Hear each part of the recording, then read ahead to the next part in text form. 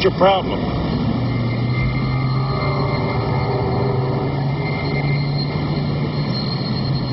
I said, what's your problem?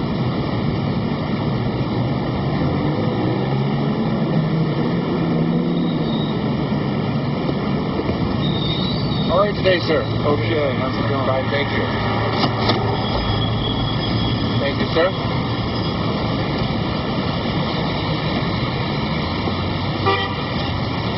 Here you are, sir.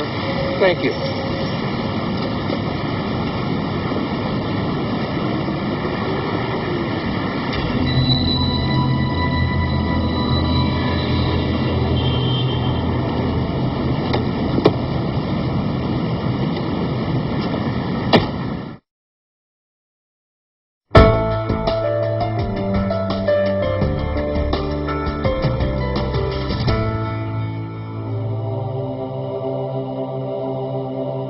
The events going on in the world today, believe it or not, are directly connected to the subjects we have covered so far in this film. We are grateful to the Washington Post, the New York Times, Time Magazine, and other great publications whose directors have attended our meetings and respected their promises of discretion for almost 40 years. It would have been impossible for us to develop our plan for the world if we had been subjected to the likes of publicity during those years. But the world is now more sophisticated and prepared to march toward a world government. The supranational sovereignty of an intellectual elite and world bankers is surely preferable to the national autodetermination practiced in the past centuries. Skull and Bones dates to 1832. It was, in fact, a reaction to a secret society, the Masons, then much more influential than they are today. Founder William Huntington Russell thought of his little conclave as sort of anti-Masons, and as a home for the wealthy and the powerful and the people who would do anything for another bonesman. George Herbert Walker Bush, whose father Prescott was a bonesman and a senator, the current President Bush, although his kid at Yale has not been tapped for Skull and Bones, even though they do admit women now. His child is not Skull and Bones, his opponent is. John Kerry, bonesman, class of 66. So we have an all-secret society presidential election. Not that either of them are talking about it. You both were members of Skull and Bones, a secret society at Yale. What does that tell us? Not much, because it's a secret. You were both in Skull and Bones, the secret society.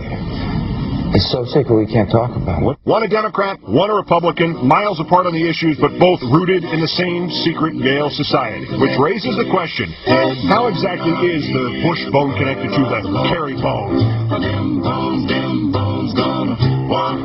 When you look at the people who are in places, the high places of power, and it's no longer about ownership of these media entities, it's about influence and control. And if you have somebody in a secret brotherhood or taking a secret oath who's on the board of directors or is in a director's position or a position of making decisions, and they were put there by these other brethren, you know where their allegiances lie. They don't lie with the viewer at home.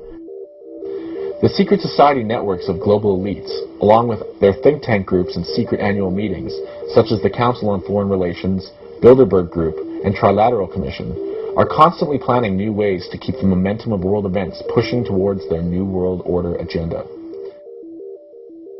Who has heard of the Trilateral Commission? Show of hands. Now we're doing it. Okay, all right. The Trilateral Commission. So a bit smaller than the Council on Foreign Relations. Council on Foreign Relations is about 4,000 members. Trilateral Commission, now 400, about 10 to size. It started in 1973. And with the Trilateral Commission, basically it's the leaders from North America, from Europe, and from Pacific Asia. And the ostensible reason is to get together and cooperate between the three regions. The totality of that agenda is covered at length in the stunning new film Endgame by filmmaker and activist Alex Jones.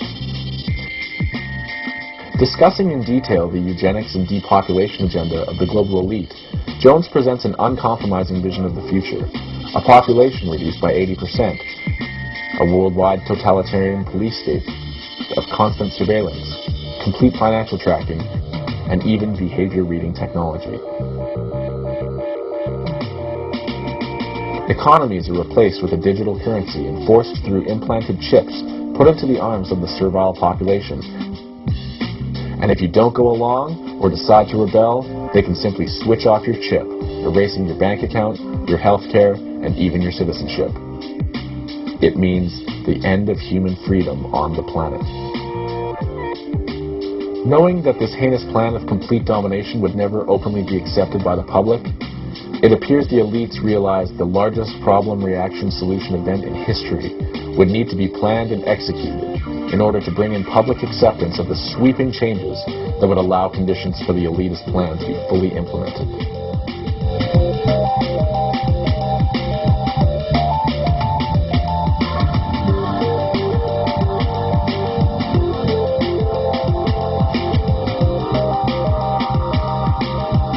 Immediately after the events of September 11, 2001, an outrageous conspiracy theory was promulgated upon the public consciousness.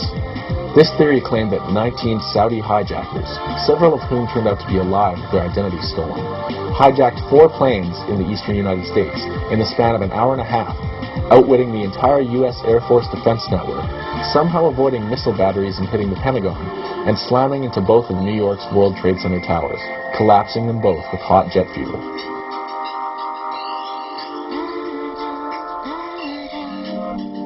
The 4th plane was taken down by brave, patriotic passengers, many of whom were able to call loved ones on both cellular and air phones. The hijackers left proof of their guilt in every conceivable location, including parked rental cars and even a guilty terrorist passport that survived the impact and fireball of crashing into a 110-story tower. Based on this solid evidence and other never-released evidence, the obvious culprit was pinpointed as Osama bin Laden, a wealthy Saudi expatriate living in Afghanistan. The United States invaded Afghanistan in late 2001 after the Taliban offered to give up bin Laden, just wanting to see proof of his guilt first. The U.S. decided to invade instead of showing proof, and the war on terror had begun. As a result of this official story, nobody in charge of that day has been fired, arrested, or reprimanded. The so-called official investigation covered the events from the moment of plane impact to the initiation of collapse, and not much else. The 9/11 Commission report contained mostly whitewashing of responsibility and much back-patting of the officials in charge that day. Thanks to the pretext of 9/11, the United States enjoys several unpopular wars, with a few others looming on the horizon or being directly pursued.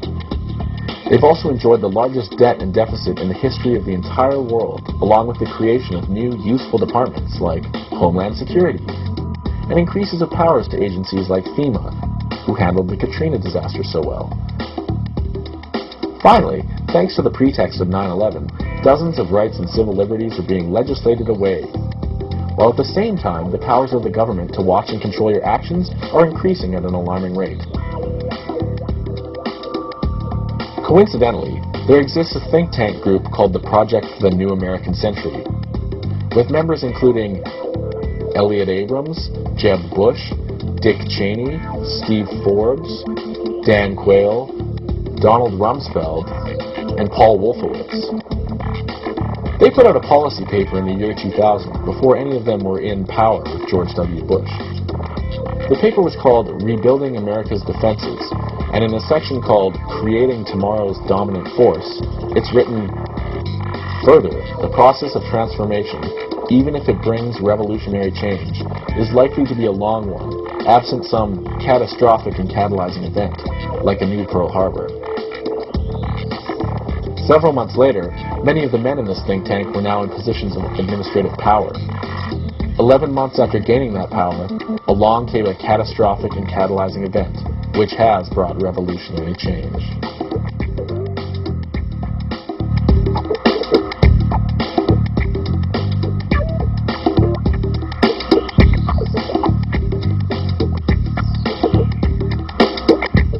In mid-2005, a one-hour documentary called Loose Change hit the internet, and within a year had been viewed over 10 million times. Becoming a phenomenon, Loose Change spawned a second edition, a recut second edition, and very recently a final cut released in late 2007. Thomas Kane, and Lee Hamilton are named as chairman and vice chairman of the 9/11 Commission. By December 16, 2002, 10 official members of the 9/11 Commission have been appointed onto the stage.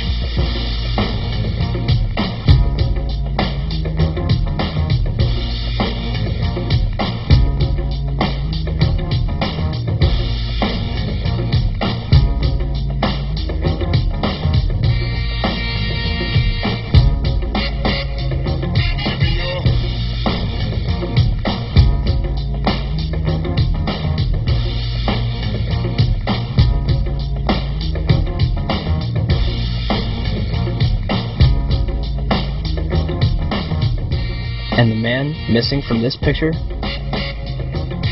Philip Zelikow, Executive Director. He would shape both the commission and its final report.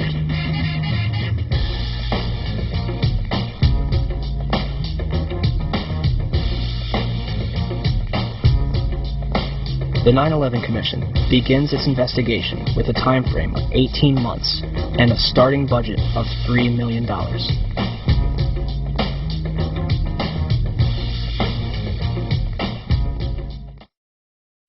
Its take on the events of 9/11 have inspired millions of people to take action to bring to light the flaws in the official story of 9/11, invading the mainstream and ruffling the feathers of the media shills for the corporate elite.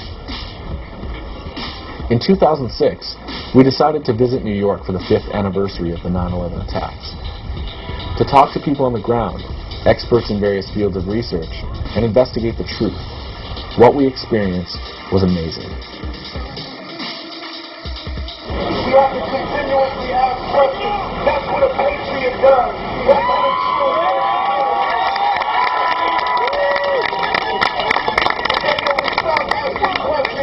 the day that we have allowed the seeds of skepticism to grow at our own door into a great tree that blinds us from the truth.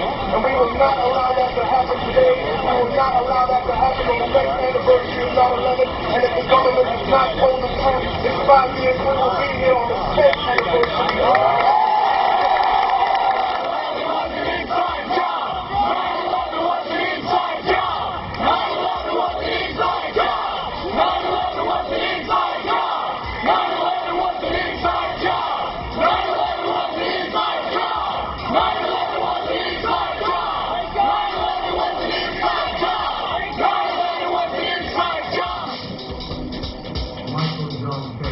Viewing 9/11 without knowing the history of banking and legal deception, it is quite easy to buy into the official story of a never-ending stream of evil Muslim terrorists that hate our freedoms without putting any critical thought into it. 2 by 2, we're going to be walking around Ground Zero, wearing the shirts, and we're going to have these signs. We're going to give out signs right next to that, right in that corner. We can't have signs here. All right, no signs on property. Again, I got another couple thousand, maybe 1,000 DVDs coming right now. We're going to give 5 DVDs to each person so that you can simply hand them out as you walk around. Well, I guess the very moment I heard about this, my first thought was somebody's going to make a lot of money off this, and it isn't going to be anybody sitting around in a cave. It's going to be somebody sitting in a boardroom. And then I saw just all sorts of crazy stuff that didn't seem to fit the official story from the get-go. They knew it was Osama, you know, two minutes after it happened. They had the list of 19 hijackers right away, alleged hijackers, you should say. My name is Jason Burmis, and I am a producer, activist, and researcher for Loud of the Words Productions. You know, I helped put together this rally. I designed the T-shirts, and really, it's just really heartwarming to see all these people acting the way they are. You know, because when somebody over there screams at people, you know, usually we walk away and we're just like, all right, sir, I love you. God bless. You're entitled to your opinion. And we really conducted ourselves so well here. And you know, even the protest going on over there now, that's permitted. We have a permit for that. And it's away from the Memorial enough where we're not disrespecting anybody, but yet it's getting the word out, you know? Funny thing about Bush is he calls himself a conservative, but all of his policies are extremely liberal. If you're a conservative, you close up the borders. If you're a conservative, you don't put the country into so much national debt that you have to put up our natural resources for collateral, and this is what's behind the UAE port deals. This is what's behind Cintro and Spain buying up our highways. They have put us in debt. They have used a giant PR machine to sell us on war so that in our name, by proxy, they can borrow money from the Federal Reserve and international bankers that they know they can't afford to pay back, that we're eventually going to have to hand over our resources to pay for. Is that conservative? Is it conservative to put out anti-gun legislation? Is it conservative to, the list just goes on and on and on. In fact, a lot of people say that Bill Clinton might have been more conservative than Bush. Two sides of the same coin, and we know that the Clinton and the Bush family have been linked together for many, many, many years. And what is really scary and what should really concern people everywhere is that George Bush Sr. has been literally in charge of the government, or the puppet of the ultimate international banking controllers for the last 25 years, through the Reagan administration, through his own administration, through the Clinton administration, and through his son's administration for the last 8 years. And we have no guarantee that he's even going to vacate that office, because right now they're trying to repeal the 22nd Amendment so he can stay aboard. It's You should be here tomorrow, not today. Thank you, ma'am. It's very disrespectful now. It's not disrespectful, because we're going to get all sides of the story. We're here to honor Don't do it today. Don't do it today. Yes, ma'am. And we have a wonderful president. George Bush is a wonderful president. Yes, ma'am. You have a right to your opinion, and I'm just talking to this gentleman here. I'm not talking to you. Today, yes, ma'am. It's a free country, and I'm going to speak out. We're here to honor the victims, and this is the way to do it. To put the truth out, to put everything on the record is the best way I know to honor the people that died on 9/11. And what's worse is we have to stop the bleeding, because people are dying right now for what is basically a war of profit and a war of control. You know, Smedley Butler, a general, an accredited general, almost ran for president of this country many decades ago, who worked at the highest echelon of the military, said that war is a racket, and he was right about that.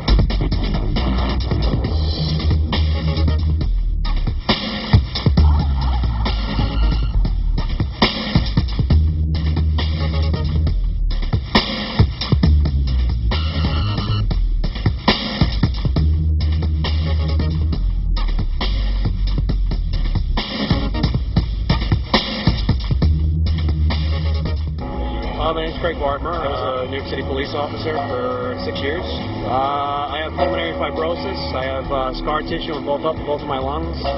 My upper frontal left lung lobe is partially collapsed. Well, I guess seeing the movie Loose Change was enough to make me question and go, yeah, maybe there is something out there. When you start doing your homework and you start getting angrier and angrier, I mean, $124 million investment netted Larry Silverstein a $7 billion payday. You know, generally when there's that much money involved in something, something's up.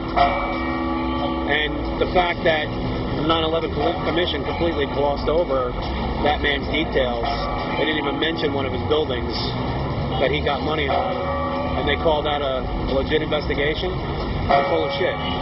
These first responders are unsung heroes, and they deserve respect. Many people ask me, why am I involved in this organization? Why do I do what I do? And my answer is, seeing my friend David Miller cough up blood when I'm talking to him is enough inspiration. This is why I'm active. This is what I do, because of people like David Miller. My friends were knowingly lied to on 9/11 about the air quality, and they deserve respect and justice. Many skeptics and many people who are against the 9/11 truth movement say that we offend the firefighters, offend the first responders, offend the police officers. These people are on our side. They know what's going on. Everybody, please give a huge round of applause for my good friend, David Miller. My name is David Miller, and I'm a veteran of the 6th Infantry Battalion, 42nd Division, New York Army National Guard. I want to tell you tonight about the people we call heroes, about the people in front of you, about the people you've read about in the newspaper for the past week who were invisible for the past 5 years. 5 years of our family members watching us drop dead. And every time popular mechanics calls the people of this movement nuts, these propagandists, professional liars and tools who cannot even by any stretch of the imagination be considered journalists, strike another nail into the coffin of another rescue worker. How was the concrete pulverized? How was glass micronized into dust? And how was there molten steel? But a passport survived. What were those explosions reported by the FDNY?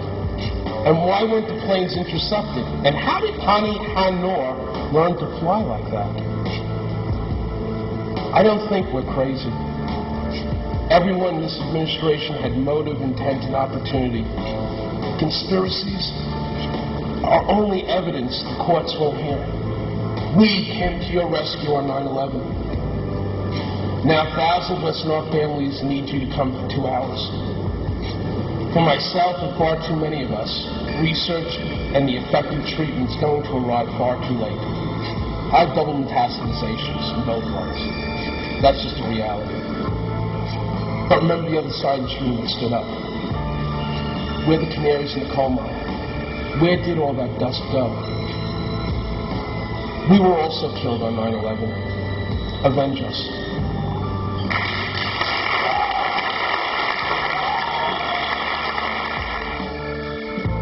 It is the duty of every patriot to protect his country from its government. People say, well, they couldn't get away with it. Someone would come forward. They'd be afraid they'd get caught. They wouldn't dare doing something that big. Yeah, we've all heard those things over and over.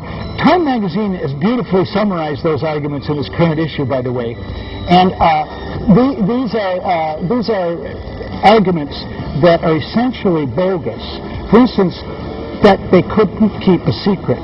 And I just tried to. There are so many cases you can give where big secrets were kept. The U-2 spy plane was kept secret until Francis Gary Powers was shot down. The stealth bomber was kept secret until they decided to unveil it. Military secrets are very well kept. There's just gigantic amounts of classified information that nobody hears of. But I tried to come down to just one example. Okay, the atomic bomb. 1939, it was decided the United States would build the atomic bomb. Okay, from that time until 1945, when the world learned about it, I remember sitting in a cinema in Swan River, Manitoba, seeing the first newsreel of the bomb in Hiroshima. Okay, the world learned about it in 1945. Okay, that's 6 years. In those 6 years, there were 43,000 people working at 39 facilities in 19 states and Canada, and no one found out the secret the atomic bomb was being built. And I have first-hand personal knowledge of that because one of my uncles, Walter, was in Los Alamos working on the bomb, and as far as we knew at home, reading letters from him and so on, as families did then, he was in Albuquerque doing a different job.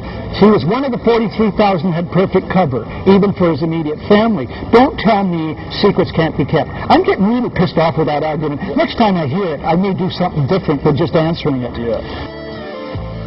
I disapprove of what you say, but I will defend to the death your right to say it. Hey, buddy. You gonna pay for that or what?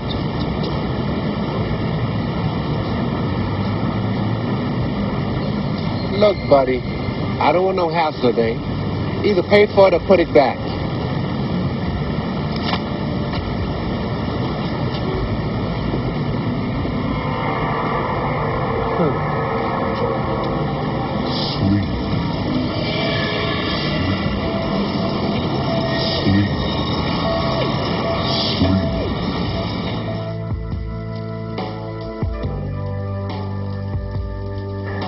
As God, they will determine what is up and what is down.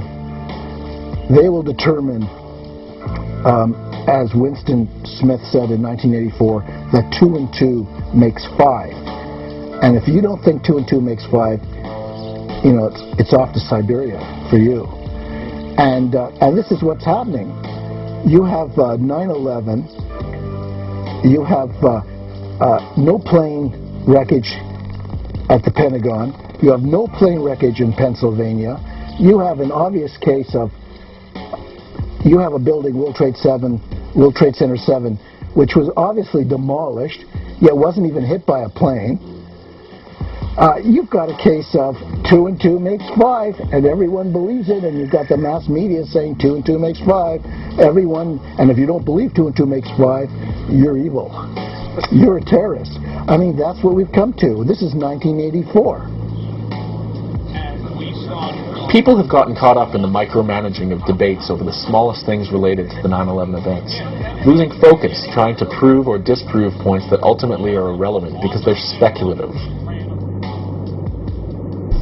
Just because someone is like a 9/11 truther or whatever, it doesn't mean they necessarily represent our interests. I mean, the whole movement's been saying it's not about right or left, it's about right or wrong, you know? So in Towers of Deception, the media cover-up of 9/11, I devote all of Chapter 2, which is exhaustively footnoted, because if I got anything wrong, I could be pounced on like a ton of bricks. I give 26 exhibits, A to Z, as we say in Canada. And Exhibit A, in every sense of the word, is World Trade Center Building Number 7. I was in ignorance about the collapse, the sudden collapse at 5:20, the afternoon of 9/11, of World Trade Center Building 7, a 48-story structural steel building, fell at near free fall speed into its own footprint. Building 7 is a 47-story building that came down at 5:20 p.m. on September 11th. Wasn't hit by a plane, housed offices of several government agencies, including Rudy Giuliani's command bunker, and then apparently, due to several small fires on a few floors, completely collapsed into its own footprint. There's also the fact that Building 7's collapse was reported by the BBC a full 20 minutes before it actually happened. Well, only really what you already know. Details are very, very sketchy. We see these huge clouds of smoke and ash, and we know that behind that there's an empty piece of what was a very familiar New York skyline, a symbol of the financial prosperity of this city. And the fact that the National Institute of Standards and Technology reports the collapse is unexplainable. The fact World Trade Center 7 was the furthest away from the Twin Towers, and the other WTC buildings, much smaller than Building 7, were all directly impacted by debris from the collapsed towers, yet still survived, even though Building 7 did not. There's the fact that World Trade Center leaseholder Larry Silverstein claims that Building 7 was pulled, a demolition term meaning demolished with explosives, even though those controlled demolitions take weeks of planning and preparation. Finally, there is strong speculative evidence supporting controlled demolitions in the Twin Towers as well.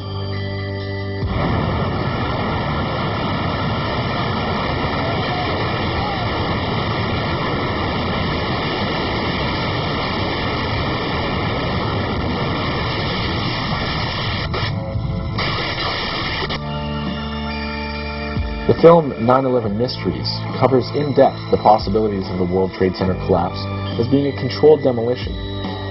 And the excellent film Who Killed John O'Neill discusses in detail where the trails and connections lead when investigating who created Al-Qaeda, who ran security and leased the World Trade Center, how all the players, the good and bad guys, are related through corporate business, and how the counterterrorism experts may just be the real terrorists. One thing is for certain that so-called debunkers of 9/11 truth cannot deny.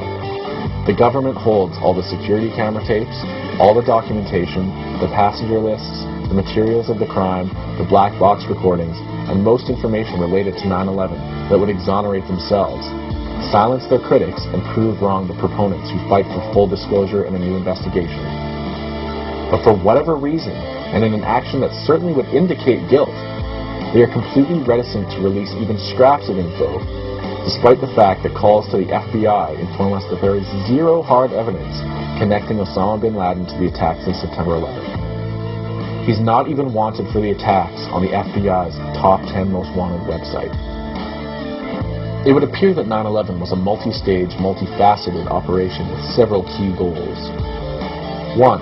To act as a pretext for the war on terror, which is a war on both innocent people and the liberties of citizens. 2. To act as an insurance fraud, netting Larry Silverstein a several billion-dollar return on a $124 million investment. 3. To cheaply demolish old buildings that were too expensive to renovate without having to pay for the demolition, scaffolding, or cleanup costs. 4.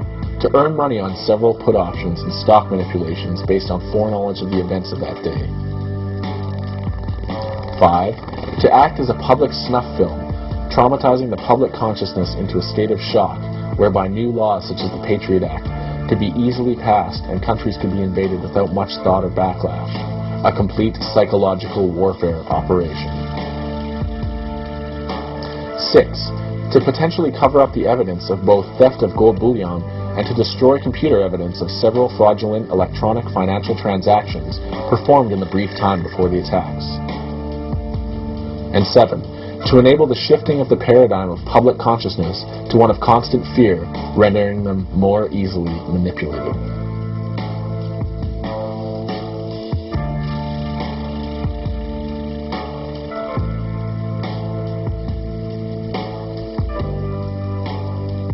Richard Andrew Grove is a corporate whistleblower who was almost killed the morning of 9/11. When he was due to give evidence of money laundering to his co-workers at a software firm that specialized in paperless financial transactions. Over the last 5 years, Grove has pieced together the puzzle of what happened that day and why. He's uncovered and linked some very important clues, running a podcast called 9/11 Synchronicity, and starting a media company called 8 The State, Public Media and Research. An essential listen for any serious 9/11 researcher is the Project Constellation virtual meeting recorded by Richard Grove almost 2 years ago, where he explains his story, why he's doing what he's doing, and his goals in exposing what has happened. I mean, look at Iraq right now. There's as many private contractors are over there as there are soldiers. Right. And they're getting paid a heck of a lot more than what our military personnel are being paid. You know, you got Blackwater and you got all these other entities over there. And people need to remember that there are people in war who profiteers that profit greatly when war. You know, Halliburton. Take a look at what their stock has gone up since the war began and what it was before. And another interesting little thing I saw when Bush came, right when Bush was campaigning to win in 2000, he criticized Clinton for having no energy policy. And at that time, a barrel of crude oil was $31 a barrel. Right. Today, it's what, as high as $111 a barrel, and that's it's gone up 300% in less than 8 years. I would say Bush has a great energy policy, making the Saudis rich.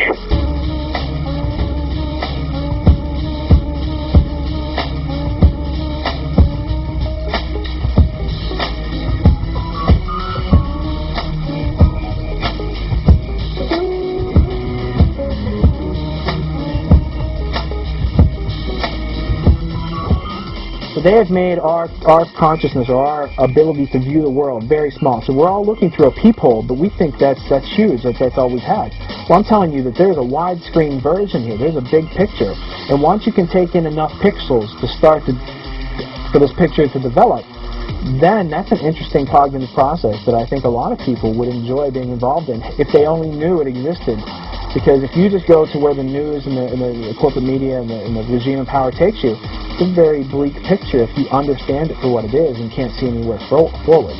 So I think that being able to intake some of this information allows people to project forward and to be able to have headlights instead of driving in the dark.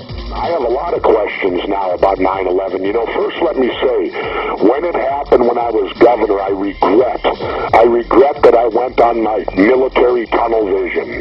You know, I'm a former Navy SEAL. They told us we were attacked, and, you know, I will defend the country as my brother did and as my parents did. And I didn't question it at first. I thought that, well, how could it be? And I'm really kicking myself now because after having gone to Mexico and spending winters down there, I don't watch much TV, but I do something else. I read books. And last year I read 16 books. Now, certainly not all of them on 9/11, but I love to read history books. I don't read fiction because I have my own imagination, and I don't need some writer to try to take my own imagination from me.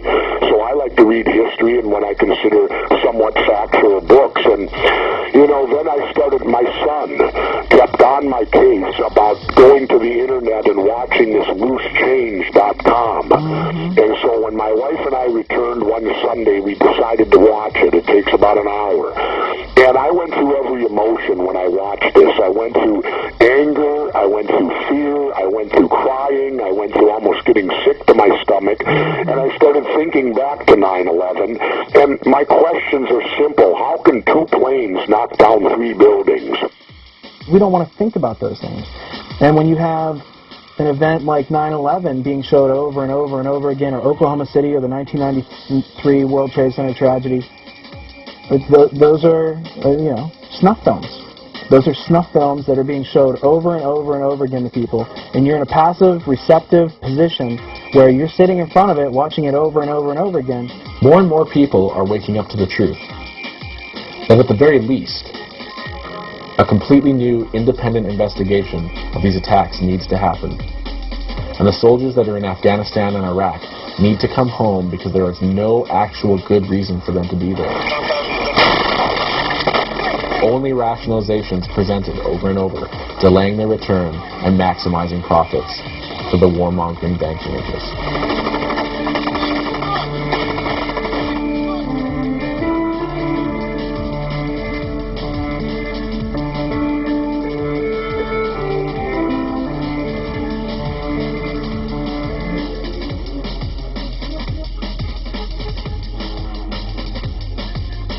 Now that you know what the elitist goal is, to centralize political, legal, financial, and military power, you can now view the events of 9/11 as they actually are.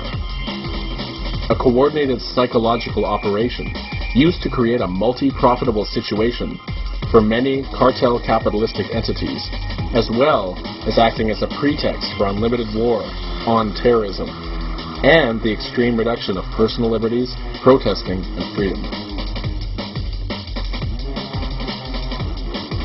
9/11 itself, as an event, allows the transformation from a covertly enslaved society pretending to be free into an overtly enslaved society based on the Napoleonic code of what is not permitted is forbidden. On a positive note, as Richard Grove has pointed out, 9/11 is the event that acts as a keyhole, allowing us to see the bigger picture of what is really going on. Another reason to have hope in the face of the 9/11 events and the tightening of the proverbial noose that has followed is that as the noose closes, more and more people are waking up and seeing what is happening. For those of us who believe that humanity is due to undergo a transcendent expansion of our collective awareness, 9/11 is the event that allows us to look at the world from a more informed perspective and see the true interconnectedness of not only the elite power structure, but the ways in which we all relate and correlate to each other. There is truly a plethora of resources to look at the 9/11 event from just about every conceivable angle.